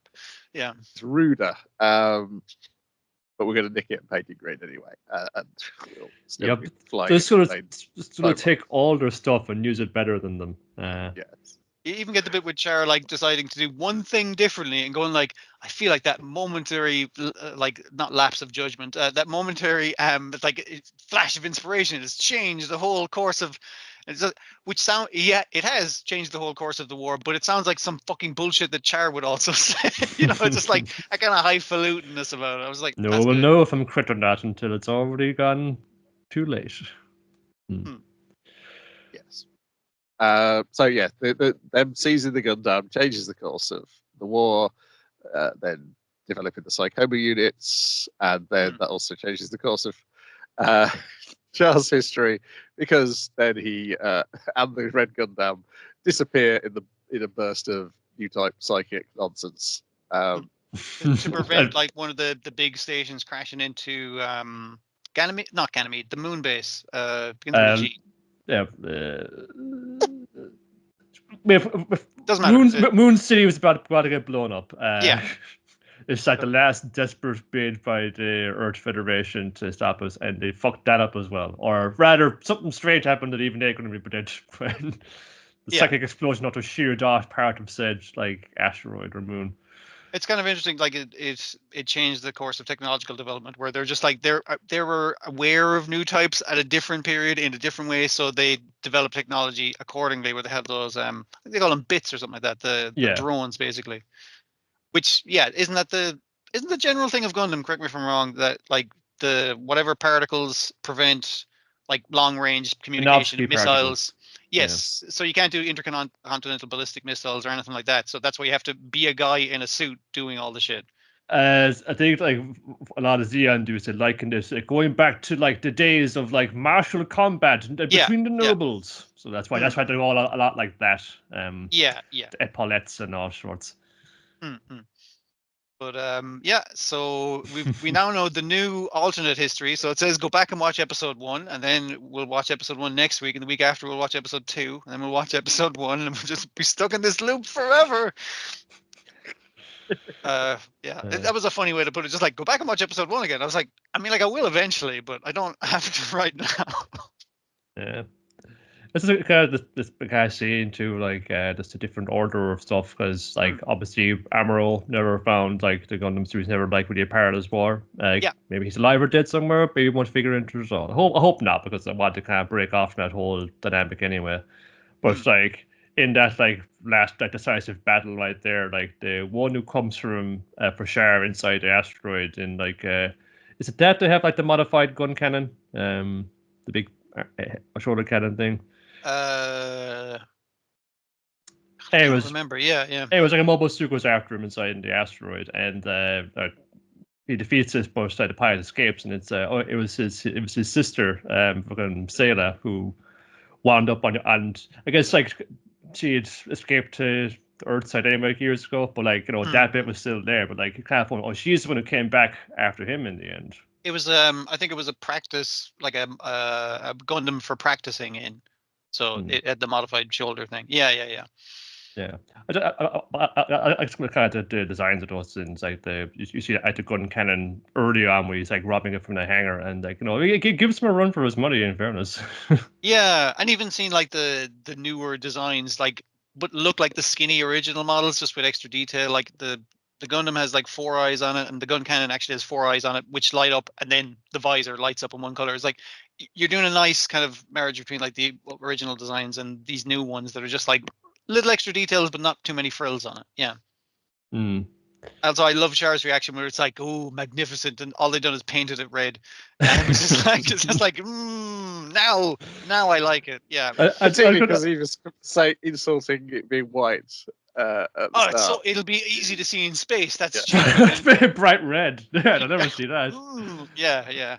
All right, Red Baron, go on. Why not? Yeah. Oh no. It's just like, they really just like lay his whole up on saying that was all the Earth Federation had. I did that one robot. If they ever got that, they were fucked. It was fucked at every turn. Like they got nothing on fucking Xeon at all. It's like that was their last hope, and that's why the show went the way it did initially. So yeah. Just super fucked. Yeah. But it's just fucked because while they might be able to fight wars pretty good, they can't govern or provide people like worth a goddamn. Yeah, they sort of point out, the sister points out that Garen's idea of a new humanity is a load of odd nonsense. He's just being a blowhard. So it's clear even at that point they knew if they would, it wasn't necessarily going to be what they were promising. It makes me wonder too, like who all like the Zabbies still alive. Was that Cassilia was still alive? She didn't get like RPG to the face at the end of the series. Yes, because it seems like he got distracted by a Gundam and he no longer wants to take revenge on Zabbies. the Zabby family. Fucking Garma Zabby will still be around, but they're all still around. It's like unless they died a different way during the war, they're still in the running. I think.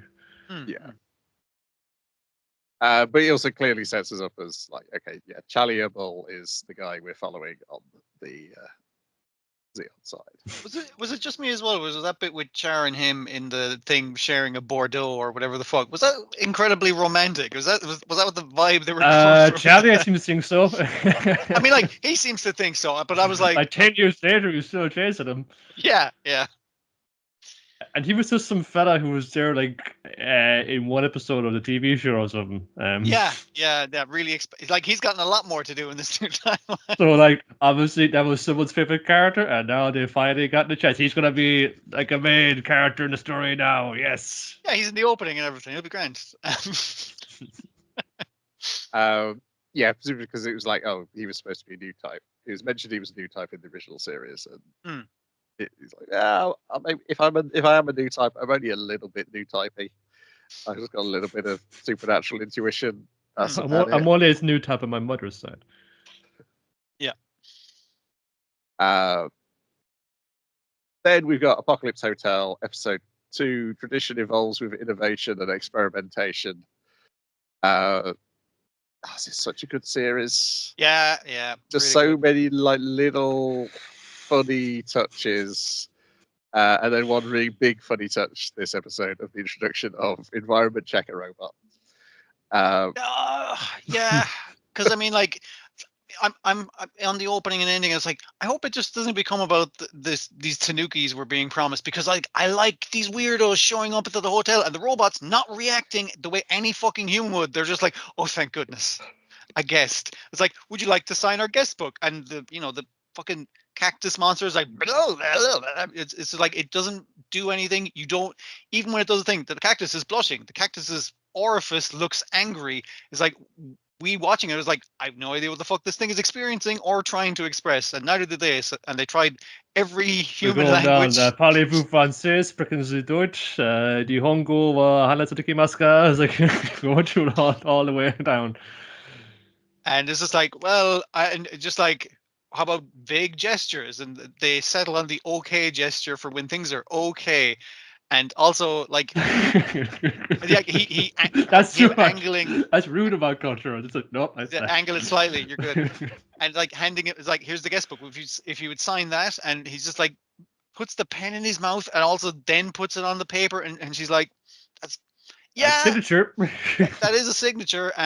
Here's your key, and he's like, I don't fucking want this. Puts it on her head. She's like, I'll show you to your room. It's like I have to reinterpret all of your fucking gestures because none of what you're doing makes any fucking sense. Like he's pouring fluid from his mouth into the fish. I was wondering whether he's like a symbiotic creature, whether it's both the green thing on the outside and the ooze on the inside. Yes, because at one point the ooze pops up and has a look around in his mouth when they're in the elevator, and then he has a panic attack when it dings and stops. So it was like, yeah, what are you? Because the other thing is, we see him like his days at the hotel. Well, when he's not at the hotel, he goes out and he's planting things, or he's pouring ooze from his mouth into fucking water. And he's like, "Are you experimenting? Or are you planting more of you? Are you what like are you doing? terraforming the planet or something? Because you came here in the UFO, we've seen it. Yeah. Yes, and his UFO looks like it's a seed, like one of the seeds off a plant which requires the seed to fly. Helicopters, Yeah, that kind of one. It definitely like a sycamore, I think. And the other thing is, obviously, the other guest, well, not really a guest because it says I'm not a guest. He shows up at the hotel. Is the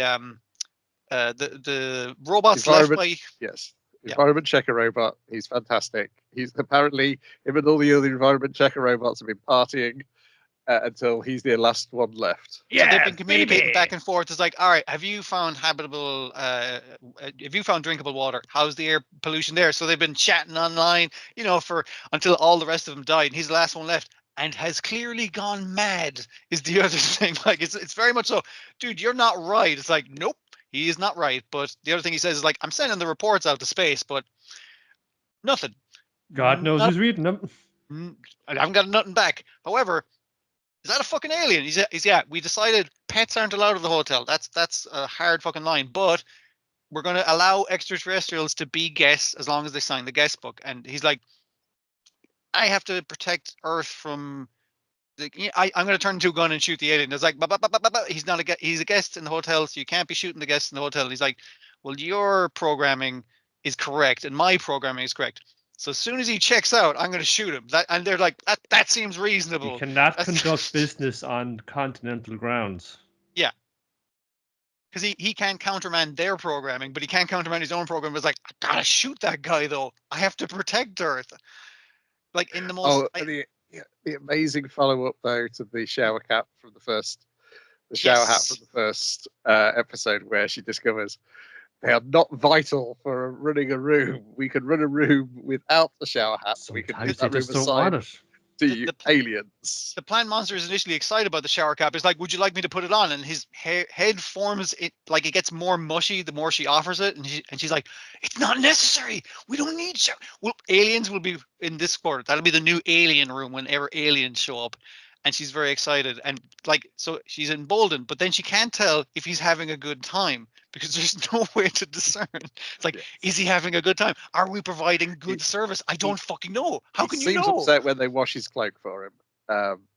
Is he upset or delighted? I mean, like, he runs outside to throw it on the ground. But it's just like... Says it to shreds. I did like door robots. I think it's like, why didn't he let me open the door for him? I can wonder, like, is he like propagating something like on that cloak? Is he just rolling around in goop and shit all day? I mean, like, I just washed. I spent all day getting that dirty. What are you washing it for? And to be fair, the environment checker robot does have a point because this guy is leaving goop in everything. He seems to be polluting everything he's getting into. And then leaves behind. But yes, they have a tea ceremony because then we get the flashback to the owner having this tea ceremony with Yachio. They told me robots are like 0% chance they can provide good service because a robot can never really understand the wants and needs of a human. And she's like, well, why don't you dismantle me then? It's like, because you gotta hope, because you gotta have faith, and I have faith that you will do a great job. It's basically the thing of, it's not about the percentage, it's about the promise that maybe you will, though. Even though there's 0% chance that you'll ever provide it. AI lead you, he says. When he puts it, it's not about the probability, it's about the possibility. Possibility, thank you. That was the way he put it. Yeah. And so she's like, I will provide the tea ceremony to you, my alien guest. And it's beautiful. And there's a connection. And then he does something disgusting because he's been doing disgusting things. I hate tea. Or this. I love tea. Or I like sharing tea. it with you. Don't know. We can't possibly know. Spits it back out. But it's a profound moment, you know, just seeing like, you know, wow, like, you know, we had to do a lot of on the fly, but we were able to adapt to it. And like he's walking off, like he's waving his go back to the UFO. He seemed to have a good stay. The other thing is that she determines he has had a good time because he gives her a gift of a seed in a jar, and it's just like, I don't know if that's a gift, but she's interpreted as like, you wouldn't give me a gift if you didn't have a good time. But the other thing is the the terraforming or whatever robot is kind of like, wait, he's not paying his bill. That means he's not a guest. That means I get to shoot him. She's like, no. So they go raid a bank. It's like, this is human currency. I'll give this to you, and you give this to me. It's like, there, paid his bill, and he's always welcome back as a guest. And he's like, what do you mean? It's like, well, he's always welcome here, so he's always a potential guest here. And the robot's like, that means I can't shoot him. Fuck. Well, that's a bit kind of the hotel, like, you know, our promise to all our customers, all our potential guests, you'd always be a guest here. So yes, so he's permanently protected from being shot by this one robot, basically. And then apparently doing all this has unlocked an achievement in Yachio. An extraterrestrial guest that turns her head into a kettle. I mean, it's useful. As water whenever you need it. As our gun robot friend says, it's like, that'll make instant noodles a breeze. And it's just like, it will, but it's weird that that's what you unlock for extraterrestrial contact. That's a weird progression path, is what you programmed in there. The owner is a strange man. He is a very strange man, yeah. And definitely dead, because we're at least a century into the future. Unless he froze himself in space. Probably dead. Unless he was also an alien, because he does have a little star on his face. Or a robot, actually, is the other thing. Yes. it's a possibility. No questions are answered in this episode, but it's a lot of fun to watch. And we love those backgrounds. Yeah. some Gordons like and because if we're going to be using a lot of sentence because they don't seem to go very far from on periphery of the hotel anyway. So it's like it's like it puts in that sense of place. Mm-hmm. Next one. Else this guy wrote. Oh, it's the guy who does Dark Gathering adaptation. Okay. The second half of Lupin Part 6 was the book. And Zombieland Sagas and all that. So, Well, okay. Good pedigree then. Me and the Alien MuuMuu Episode 2.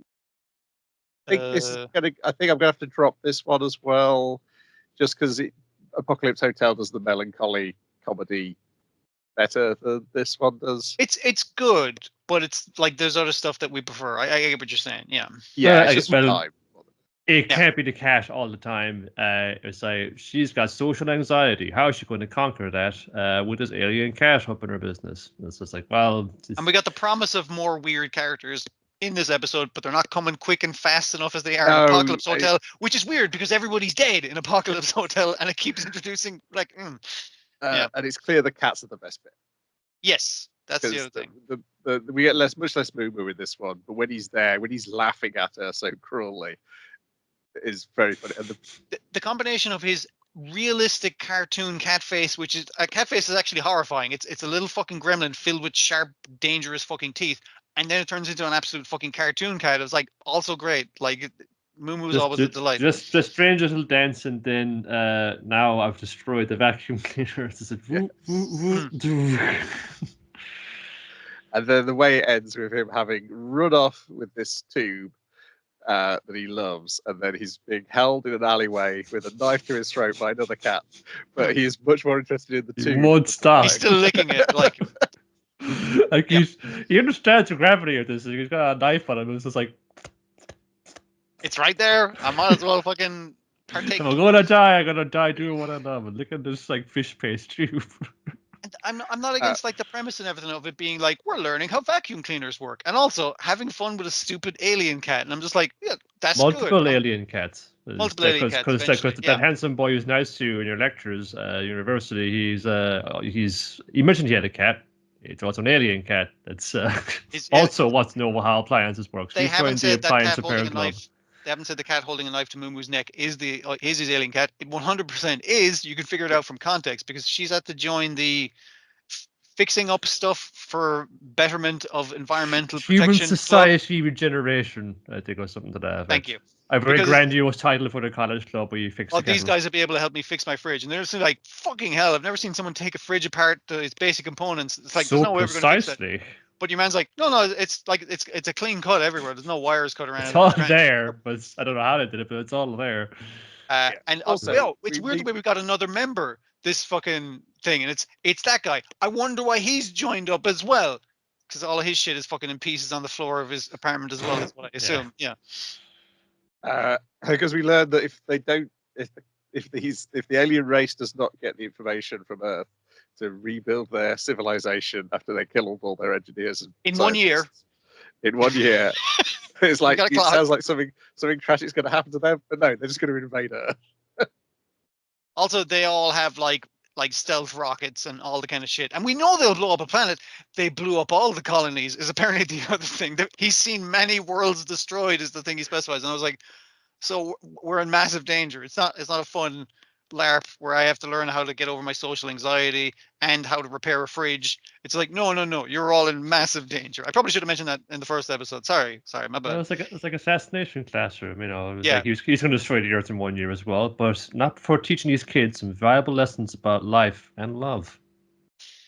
I'm totally going to kill you, if you don't kill me first. It is also, a really good. MuuMuu is really good, but yeah, I get what you're saying. Like just time wise. Yeah, it's just time wise. And the club will also seem dangerous because we meet them blowing something up because they poured gasoline into the wrong device. Yeah.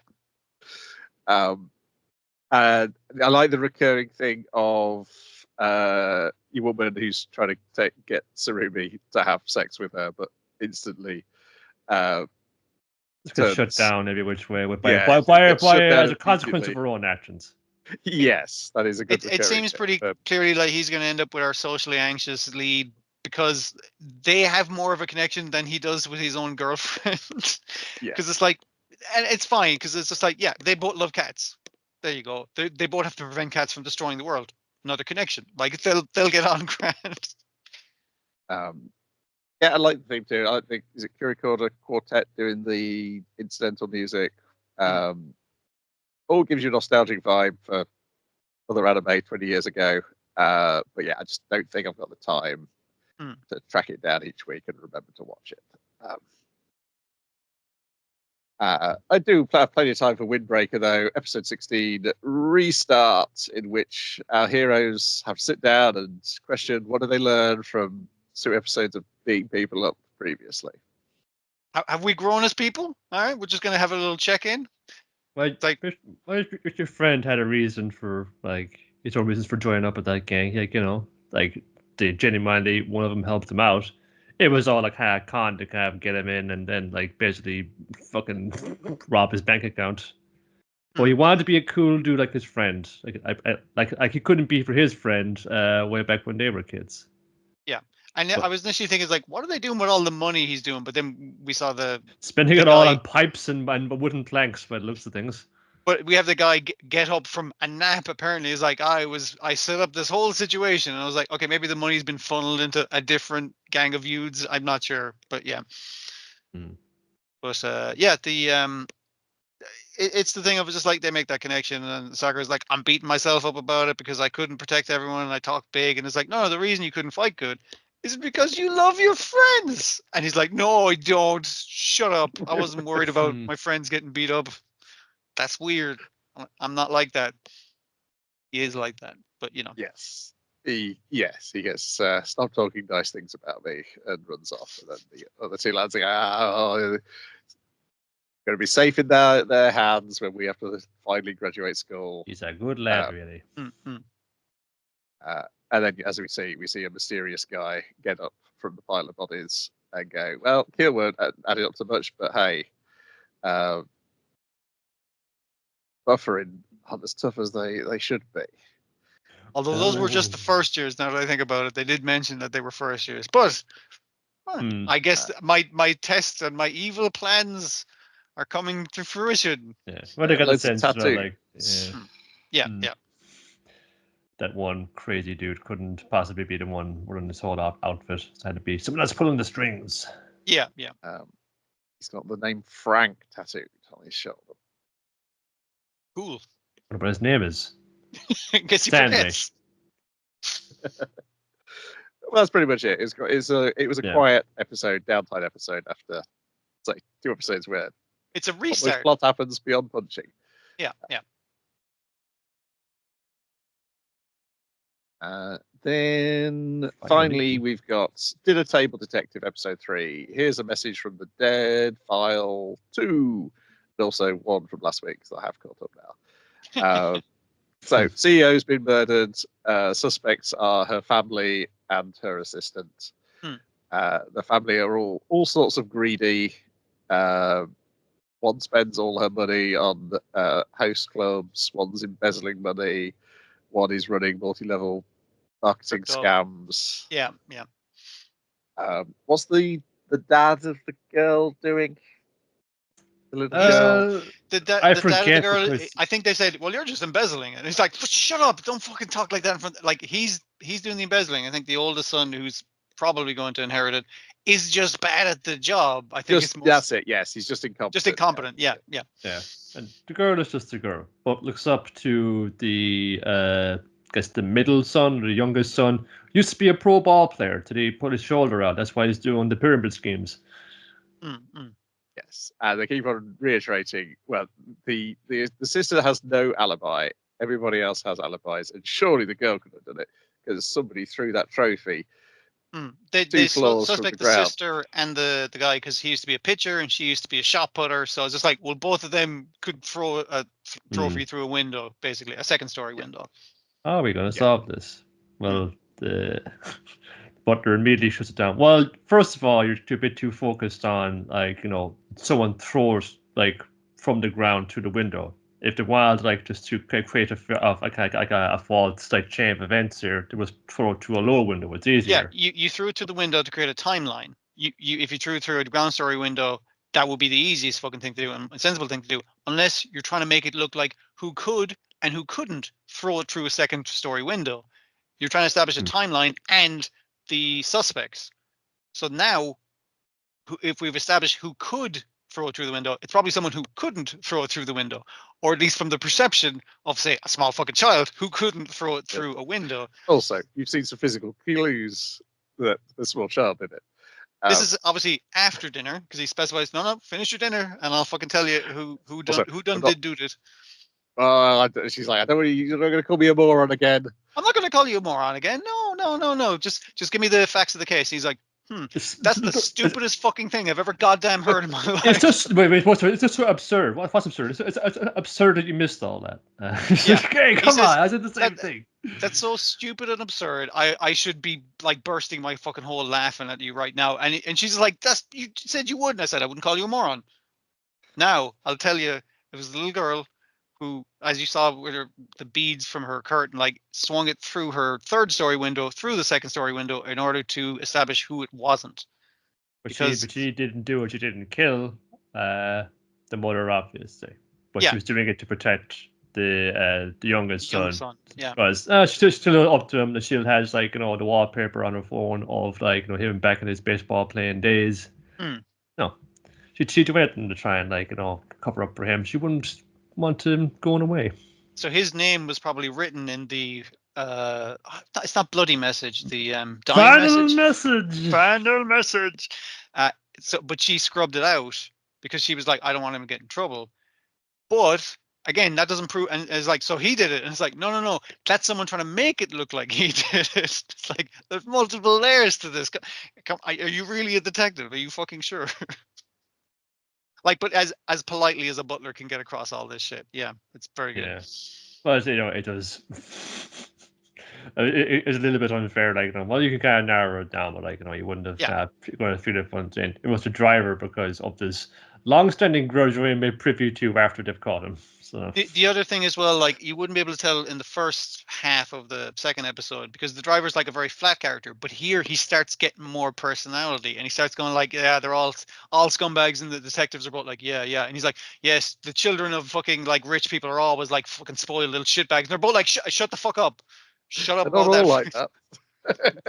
Yeah, guess who's banging the cups on you right now, pal? And they have so many great moments as detectives, like where they're hiding behind a suit of armor poorly, as they both point out, while the sons are like, come on, we need to open the vault and find out who's left, the will has been left to, that kind of shit.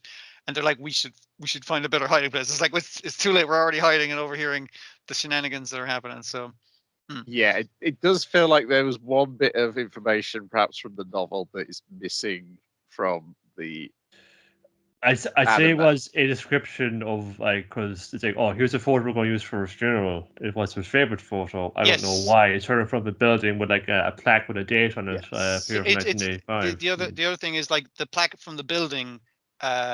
Your man goes like, I knew you were a barber or related to barbers because you noticed the detective hadn't shaved all night and his stubble was growing in, and only a barber would notice that fine fucking level of detail. Or so you knew as a barbershop, but nothing in that photo says it was a barbershop. That's so it. Yes. I was just like, yeah. That's the one unfair bit. Otherwise, you'd be able to solve it as a viewer yourself. Yeah. You just had that thing to say that photo was of that building. I'd say the photo in the novel is more so it's literally kind of for probably it's a kind of proudly in front of him because it was the first one that she acquired for like the company or whatever like that. So this was her first scalp, like her first one she got, like. So you can think, oh yeah, that would be an important photo. But here's the thing, really, like it's like you just kind of caught her coming out the door, going like, "What?" She just happened to be there. It's not very flattering for a funeral at all. Yeah, so it is the assistant, and he's trying to take revenge on the CEO for buying his family barbershop out when he was a child. So he's trying to embezzle property out from underneath her, but she basically was like, yeah, I can tell you're trying to embezzle fucking shit and fuck around. Like, listen, it's not going to fucking fly. As of this moment, you're fucking fired. And she was going to the safe to get something, and he fucking beat her head in with a thing, and we get the classic Detective Conan type thing. It was like, no, it was all a misunderstanding, and I was just like, yeah, that's the good shit. Yeah, 'Cause- if only she'd shown any sort of affection for the people in her lives, she'd If only still he'd be alive. waited. If only he'd waited 2 goddamn minutes, and she turned around and was like, "Here's a key to a barber shop I bought for you. I'm sorry, I have a letter that explains I was young and stupid, and I can't express my emotions correctly. I didn't mean to fuck over you. I was stupid that I fucked over your family. I feel bad about it. Here is a thing so you can continue your family's barber business. I can't make it up to you, but this is the best I can do." And it's like, so she felt bad about it, but she couldn't express to her children that she loved them either. So here's the code for the fucking thing. It's the plaque on the thing. They open it up and it's like, oh, it's pictures of us as children kept in the safe because our mother loved us and it was the most precious item. And look at all of us so happy together. We're bad people. It's just like, Eldest son was terrible already run people. off. Was it? What does it will say? Stocks. Yes. He's fucking out the door. And the other Yeah. two phones. He probably one who needs to see this the most. Just like, oh man, Yeah. I had no idea man felt that way. Yeah. And if she could have expressed herself more, none of this whole tragedy would have happened. As is pointed out tragically, it's a good thing they've eaten dinner, so they don't ruin the taste of it. Yeah, I quite like how both the cases so far reflect our actual detectives. Yeah, It's like- both the detectives as well. Yeah, because they're both similar family backgrounds. But yeah, and they are fools. They are morons. It's like, no, money can't buy you happiness, apparently. It actually only seems to create more bad luck for you. And more murders. Yes. yeah. I do wonder if there's anything like in the background of the butler that he has previous history with her or her family, because he just seems to have a great amount of glee in insulting her. That, like I said at the end of the prior episode, where he's just like looking at his own reflection in the knife blade as he's cutting meat, going like, "Yeah, she'll need me to solve this case." So it's like, you're doing it in the most menacing way possible. Like, how are you so weird? Because he's a weirdo as well. I guess is the thing. Yes. I don't feel too bad about the unfair bit of information. Like, we couldn't have known the barber thing, because you can put together a bunch of the pieces, but like that's a key bit. Yeah. Oh, well, because it's so fun. I don't feel bad that information has been left out. You know. Yeah, but I caught like it was like well, all of these like are too kind of like shifty to be kind of it straight away. So yeah, sure. It's the girls into it somehow, and it's fun. Yeah, it's they can't take it like fun. Let's just say only someone with this girl done it like that. Like it had to be the girl involved somewhere. But yeah. Like, maybe I could be able to adapt to things a little bit better later on, because I think there's more to work with on the first little mystery there that you could put it together, because it showed you the picture, and if you freeze frame it and zoom in a bit, you will be able to see like the matching necklaces and things like that. The matching necklaces, the woman that isn't in the previous scene, it's the same woman just with a different hairstyle, and therefore we misidentified it. The character misidentified it. It's like all the pieces are there in that first one. Yeah. And that's it for now. Let me double check to see whether Detective Conan is finally getting to this chess mystery. They're going to keep on making us wait. Detective Conan episodes 1040 to present. 1148 to present. No, still in TV originals for the 1 and 2 May. So they would be caught by surprise, because I suspect there'll be like 5 episodes in a row of that one. Of like, continuous relevant plot. Yes. Otherwise, we're back next week with a little bit less, unless anybody's got anything else they want to talk about before I hang this show up. I'm going to keep watching Fire Force, but I know next week it's going to be our cat girl is going to be frontline fighting, and I'm just like, no, my least favorite character. So I'll wait till it gets to a less horny character part of the arc, but I know there's some good fights coming, so I'm happy enough. I think there's something I meant to look at and then bring to the table, but then I didn't get around to watching it. I've forgotten what it is, so I can't bring it to the table. Okay. Maybe I'll find it in time next week. I don't know. Yeah. Rightio. That's it for now. Toodaloo. Bye. Right. Let's end Bye, this Skype. Skype recording. Goodbye, you son of a bitch. Well.